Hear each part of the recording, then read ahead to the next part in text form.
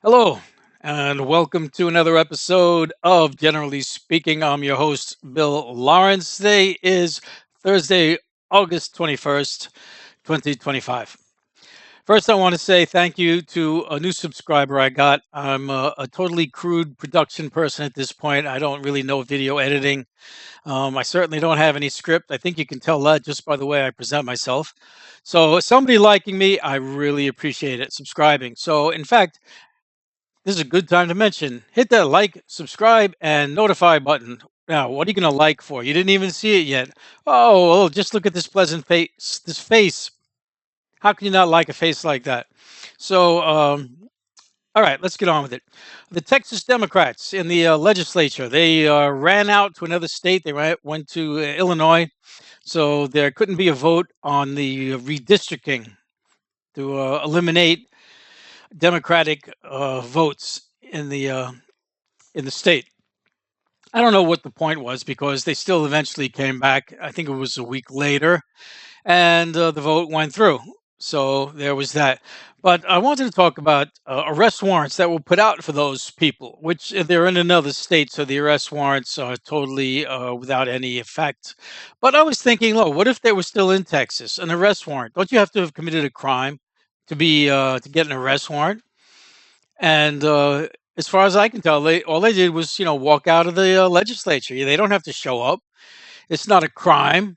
So I mean, your constituents complain. Why aren't you showing up to work? But it's not some kind of a crime you can be convicted of, unless it is. I don't know. But then when they got back, even they had to be under personal surveillance. Someone has to follow them around everywhere they go, and they can only go where we tell you can go. And I mean, what is this? What is this? I have to be followed around. What happened to personal freedom? What are they, convicts? Are they criminals? That was just pure craziness. But that's Texas, I guess. All right, what else? In Israel, they're committing genocide, and so much of the population is in favor of it. But you know what? A lot more people are not becoming in favor of it, and there are protests, and they're getting up like 1 million strong. And so, what does Netanyahu say about them? Traitors. They're all traitors. That's all. They're not real Jews, Israelis. They're traitors. All right. So what do we got? Trump. Just talking about Trump going crazy, and all the people that have gone crazy, and how it's just one person going crazy. It's never actually just one person because no one person can do anything. And any dictator in the world you've ever seen anywhere had the people around him that had to support him. I mean, at the minimum, the generals have to support him, but usually, you got the not general people who are just a part of the population, who are the wealthy people and the people controlling whatever they control, supporting him. So it's not just one person. But this one person still is a big instigator, a big powerhouse, a big what happens. And I'm thinking we've got to have something, some way to stop when people go crazy. Let's take Trump right now is doing crazy things. And when I say crazy, he's breaking the law. For instance, when he said there's going to be no more citizenship for people born to illegal citizens, when the Constitution says if you're born here, no matter how, if you're born here, you're a citizen. So he puts out an executive order saying, no, if you're born here to illegal aliens, you're not a citizen. You can't do that. Just because he writes on a piece of paper and says this is an executive order doesn't make it so. Well, he does this again and again and again and again. When he sent troops into Los Angeles without the governors requesting it, he can't. It's illegal, and he does it. And he does firing people in the government, firing people that belong to agencies that are created by the Congress to be separated from the president, and he just fires him. He's not allowed to, and he just does it anyway. Now, as it turns out, he got taken to the courts to argue about this, and the courts, turned around and said, it's okay. The Supreme Court, good old Supreme Court. But there should be something in place to put the reins on him. The person was, as soon as they do something that's illegal, unconstitutional, there should be an immediate halt right now. Congress, says, and you got to have a low number of people saying he's got to be halted because apparently, half the Congress supports him, half all the Republicans, they'll all rubber stamp it. They'll say it's okay, and that's an issue with a lot of elements where the threshold for how many people have to approve it, is what's required. Sometimes it's just ridiculously too high. In some cases maybe you can understand it, but I think in more cases it has to be adjusted. All right, what else get here? Air Canada. Air Canada had a strike by the flight attendants because of unfair pay. And in other words, they wouldn't get paid for half the time they were at work because the plane had to actually be in the air, had to be rolling. The wheels had to be rolling. When they get to the airport, that doesn't count. When they get on the plane and the plane hasn't taken off yet, they're still waiting till passengers will get on, till luggage will be loaded. Not paid, not paid. The plane takes off, they're paid. Plane lands, pay stops. Waiting for all the people to get off, waiting for them. They have to either, maybe the plane's going on another flight, they'll stay. Maybe they have to go to another plane, not paid, not paid. And they finally won. And the idea of unions is the reason that this came about, is a very good thing. What else we got? Alligator Alcatraz. The inmates there earned recently, if you can believe this, the ability to contact their lawyers and judges. This is the crazy thing about what all these immigration snatches are happening now. Um, People don't have communication with anybody. You're locked away. People don't know what happened to you. There was a woman snatched with her 6-year-old son. Nobody knew where she was for 2 weeks. They thought she was kidnapped, which actually she was. So it's crazy, and the Congress needs to do something about this. Like immediately, it's like you hear these stories, nobody's doing anything about it. All right, what else we got? Um, lefty people on the left, like myself, lefty channels. I watch, of course, lefty channels. So many of them don't seem to understand what's happening in Ukraine. There was something called the Minsk, it's a location somewhere. The Minsk Accords, Minsk Agreement. There was one and there was two. There were two of them to be settling issues that Russia had with NATO's encroachment upon them. And this was an issue everybody recognized it. This wasn't, so what are you talking about? Where's this coming from out of the blue? No, no. There were countries, taking part in these agreements, and they agreed to recognize Russia's concerns. And then as soon as before the ink was dry, they ignored them and started, pushing the very things Russia didn't want. And on top of that, we've got the internal politics in Ukraine and a thing called the Maidan coup, which was a takeover of the duly elected president that was there and putting in an unduly elected person. And none of the lefty channels seem to even know this even happened.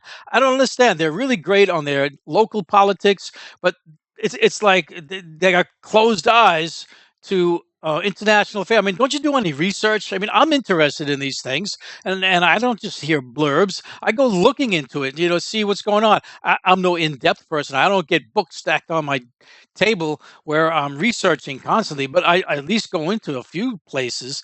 These guys, they don't listen to anything. So there's my spiel on that.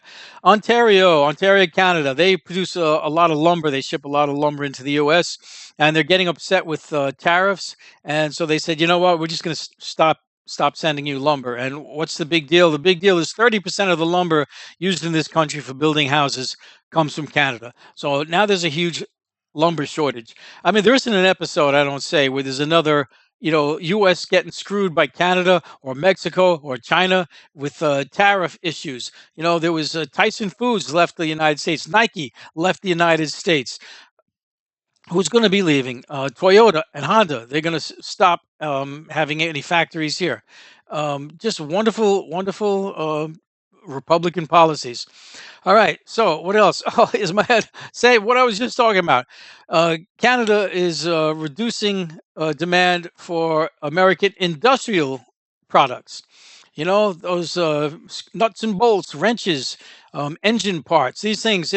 More Canada saying, screw that. We're going to make our own. We're not going to take yours. So now you got the motor part companies starting to have to close.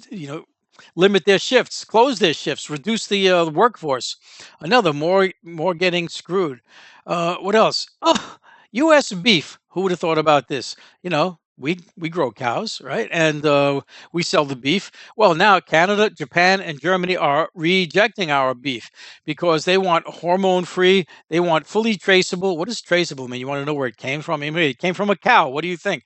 No, well, there's things in the process. They don't. It's that hormones. They really don't like the hormones, and they want to make sure that it came from a hormone-free farm, and that every step of the way, nobody snuck in a hormoned cow somewhere along the way. I don't know. They didn't stop off on the side of the road, and the hormone injectors came out and hit the cows up. I don't know how that goes, but at any rate, the U.S. they're not watching. The way the world turns. What do you call it? Read the room. They're not watching what's going on with the beef product, and not just beef, other agricultural products. The EU and China and Japan, the countries except the United States, always accept the United States. I have a little concern about their food quality. Apparently the U.S. doesn't care. No, they don't care. As long as they are growing the food, bigger and fatter cows, and there's more and more crops. Who cares that the food tastes like plastic? It's edible. It's edible. It hasn't been shown to be poisonous yet, too much, and so now they're paying for it. Now they're paying for it. All right. So, what have I got next year? The dollar share of global dominance. I've been saying this before. Everybody's saying it. You want to know what's going on in the world? I'm giving you the news.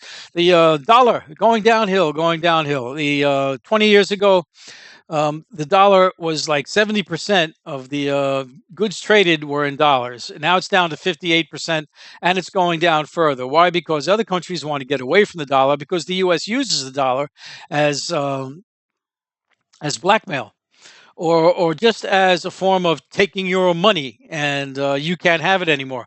They got like 30 billion worth of Russia's money because they didn't like what Russia was doing in Ukraine. So it said, what, we're going to freeze your assets. When I see something like that, if I'm a country, I see this going on, I say, maybe I should take my money out of American banks, or maybe I just shouldn't have dollars anymore. And that's what they're doing. The Chinese are now doing more and more business in the renminbi. What's the renminbi? That's their monetary unit. You might have heard the yuan. Some people call it the yen, but I read up on this. What's the difference? Yuan is like their $1, but as we have a $1, which is we also call the dollars, they have yuan is their unit of currency, but the renminbi is what they call their money. You got renminbis. How many? I got 2 yuan. All right, that's how that goes. At any rate, um, now they're doing things in their own currency, and more countries are, especially that group called the BRICS, BRICS, are doing currency, trades in their own currencies, and they're trying to build a system where there's a new currency. This is going to be very interesting. Sort of like the way the euro was invented. In Europe they had the francs and the pesos and the Deutschmark, and now they got the euro. So now they're doing something in the BRICS countries where they're going to make up, maybe it'll be called a brick, and having a monetary system that isn't so controllable by just one country like the U.S. does with the dollar, where you don't have to worry about the U.S. might get a bug in its bonnet and decide to freeze your funds. So dollar going down. I mean, and those are reasons enough. But the other reason is the U.S. borrowing money, and they're going into debt and going into debt.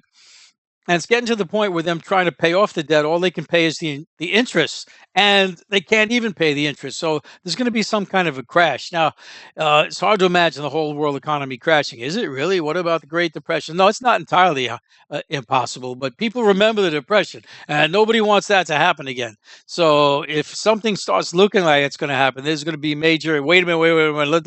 Let's calm down and let's think about what we can do here. Let's work out a deal. At least you hope. You don't really want to crash because everybody out of work, and that's always a horrible thing, especially if it happens to you.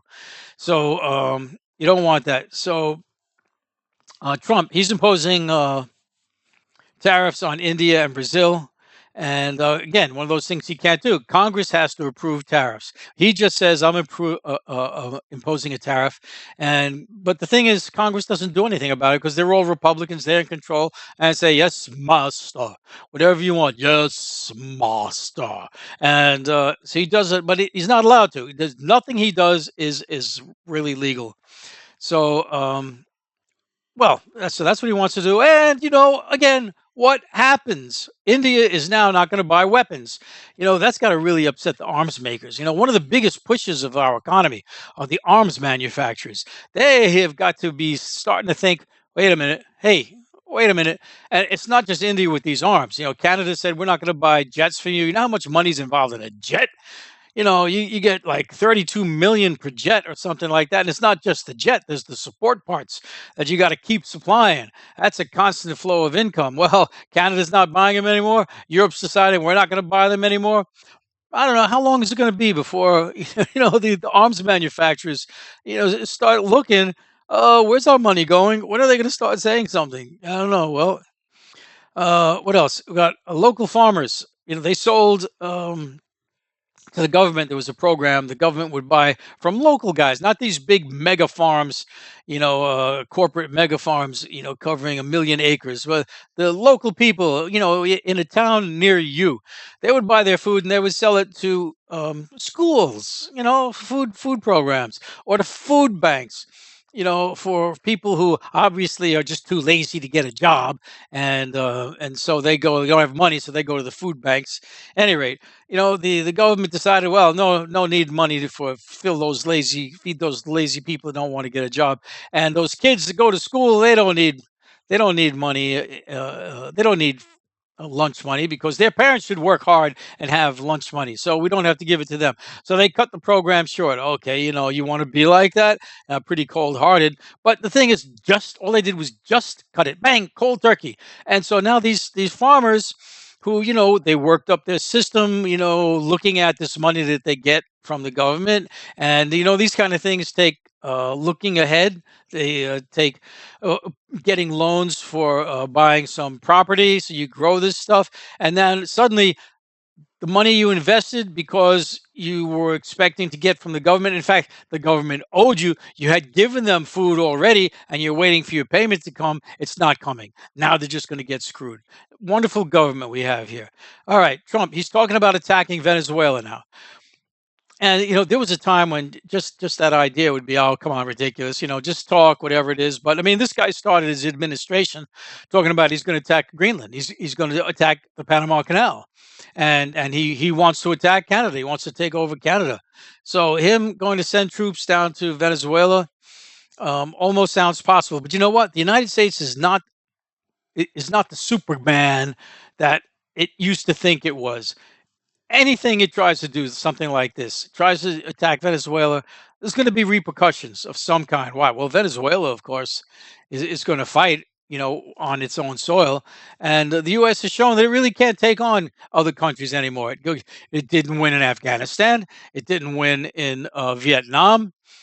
It can't win in these countries. So it's just going to be a waste, and the U.S. is going to become even more of a pariah than it's becoming right now. The only thing holding America up is the huge economy it has.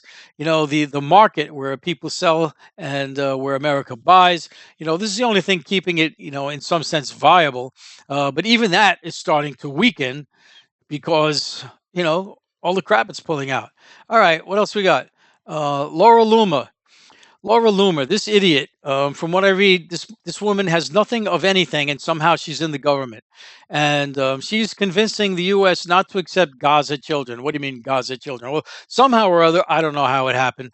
There was a process set up that the poor wee little ones that have their arms blown off or some kind of serious damage, and there's no place to take care of them in Gaza because most of the hospitals have been destroyed. The few that are left have only limited facilities, that they could be brought to the U.S. to be tended to by doctors who volunteer their services. In fact, the whole process of them, getting on a plane, all the expenses, everything that's involved is by volunteers, somebody volunteering for it. and coming over. And Laura Loomer decided, what are we bringing these Muslims over here for? They're just going to grow up to be terrorists. We don't want this little girl with her arms missing to get any treatment. No, no, of course not. Yeah, Laura Loomer. Somebody should blow up her arms. All right. Now, I didn't say that. So what else? I watch a lot of different things. I come across this fish tank guy. He's got his fish tank, and he has a little baby octopus. Maybe it's not a baby octopus. Octopi come in different sizes. So this is a small one, and he likes to show us. Look at Harry. Let's say a day with Harry. And what's he doing? So I'm watching. I'm going to give Harry this crab, and it's in a jar, and let's see if he's smart enough to get it out of the jar.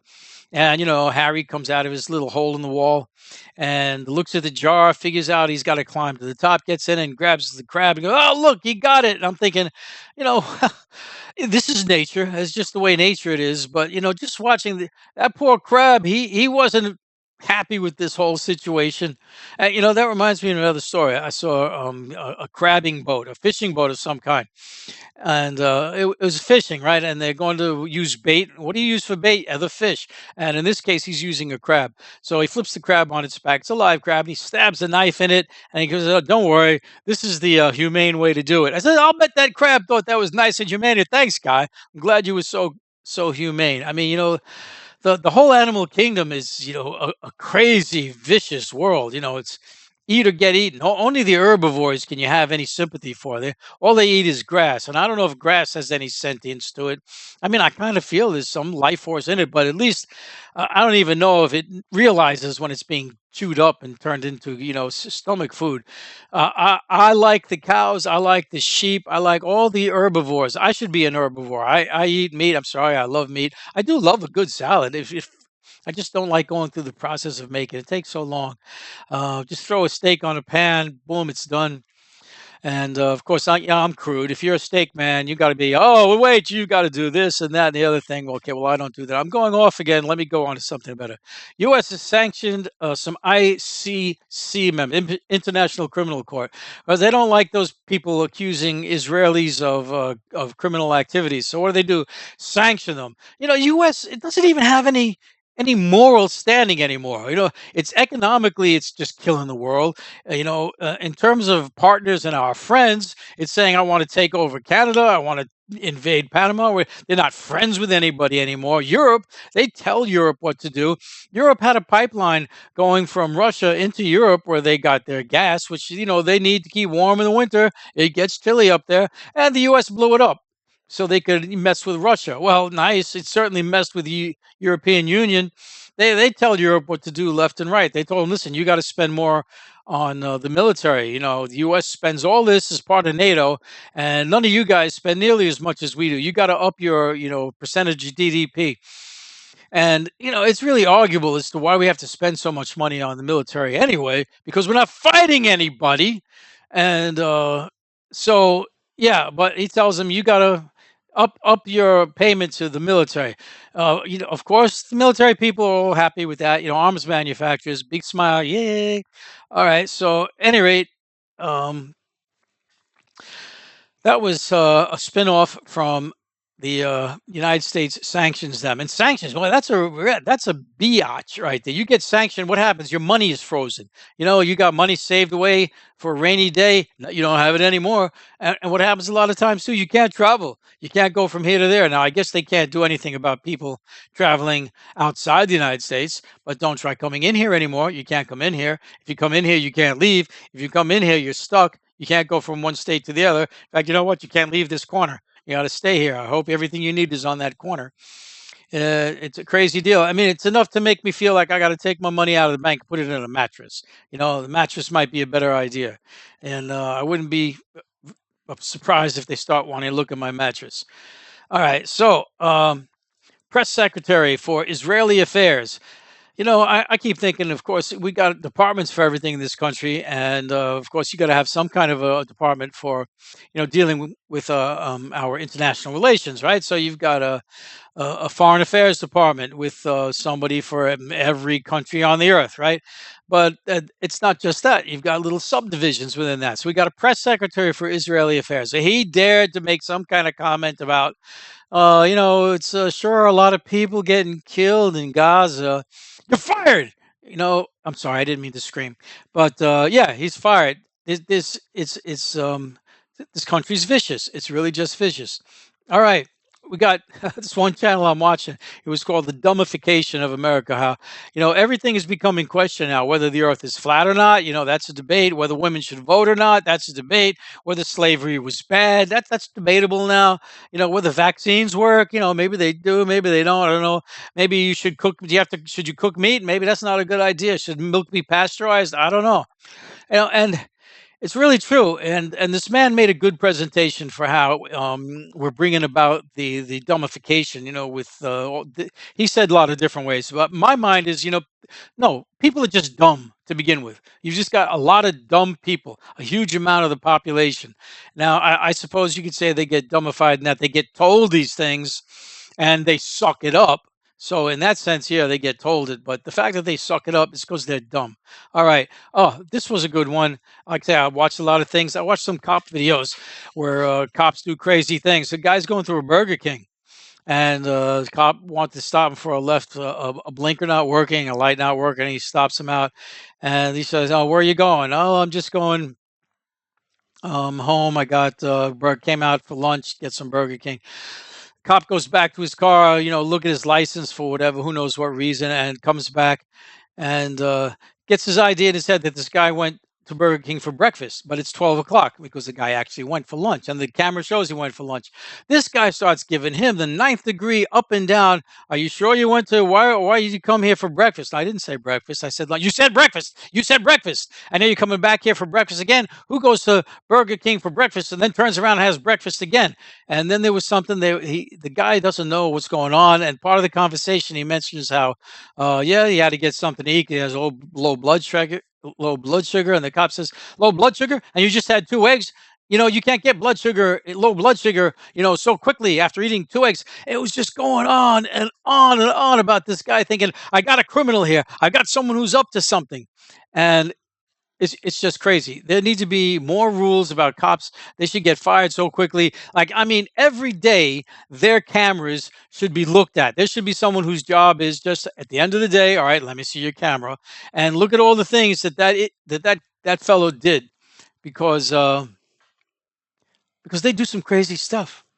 All right, so that's it. Now, I hope you stayed with me this long. I was looking at my statistics. I just learned that there are statistics on the videos, and I was learning a lot of people only look at my video for a few minutes. So most of you probably aren't here anymore. But if you did get through it, and if you liked it, because now you've seen it all, now you could like it. Please do like it and subscribe. And thank you for watching. And have a nice day.